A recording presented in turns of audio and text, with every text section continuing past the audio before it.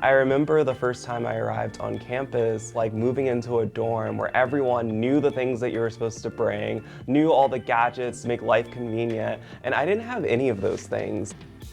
Both my parents weren't around to help me apply for college or get ready with my tests, and all of that was kind of just what I had to navigate on my own. There's been a few situations in which people have underestimated me based on their experience seeing Latinos mainly doing low-skill jobs. There's a unique set of challenges that you face when you either are low income or the first in your family to come to college. There's like a whole language that you don't have.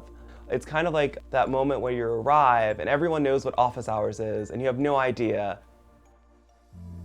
When my mother was diagnosed with cancer, I remember just feeling really, really overwhelmed. And my mother made me promise that I wouldn't take a year off. So I'm on campus and I'm going, but I'm thinking about home, I'm working a lot, I'm stressed out because I had that responsibility of making sure the bills were paid at home, making sure they were paid on time. As a FLI alum of Stanford myself, I know a lot about some of the challenges that students face here coming from a first-gen and/or low-income background, and I was both. I had responsibilities to financially support my family. I was homeless as a student for a quarter here, and no one knew. I think transitioning from my background to being at Stanford, for me it was kind of alienating to not really see anyone else with my experiences. I was in the foster care system starting when I was 14 years old.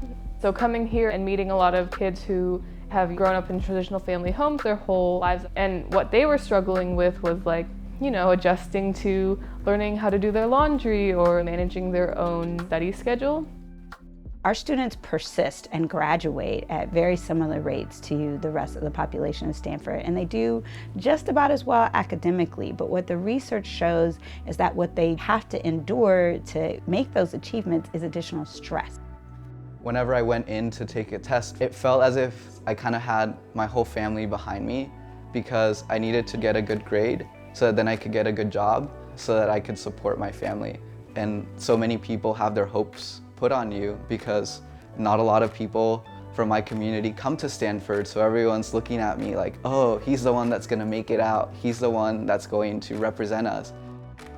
For me, as a FLI alum from a different generation, it's like low income wasn't a thing that we would publicly claim. And in fact, there was so much stereotype and stigma about it that a lot of folks carried a lot of shame and fear around coming from that background.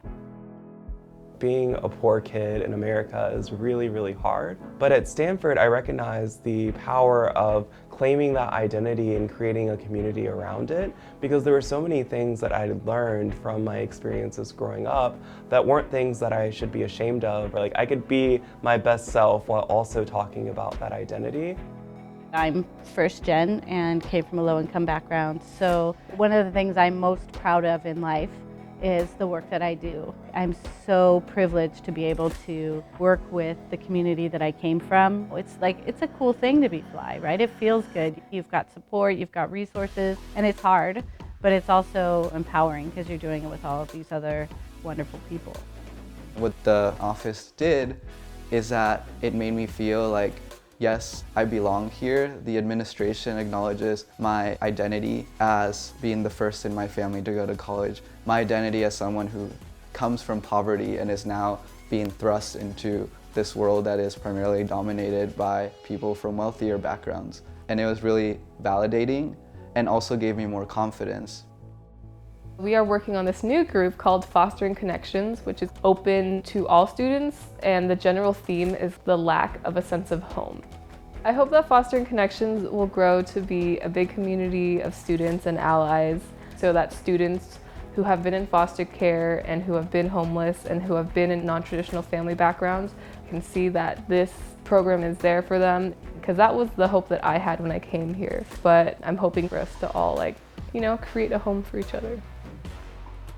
With FLAN, the first gen and low income alumni network, what we're trying to do is make it really easy for alums to provide mentorship and also create this community in which we're able to come together even after we leave Stanford. So many students at Stanford get through their time here because of the warmth and the love that's at the core of this community. And there's like an immense gratitude. I can't imagine my time at Stanford without them.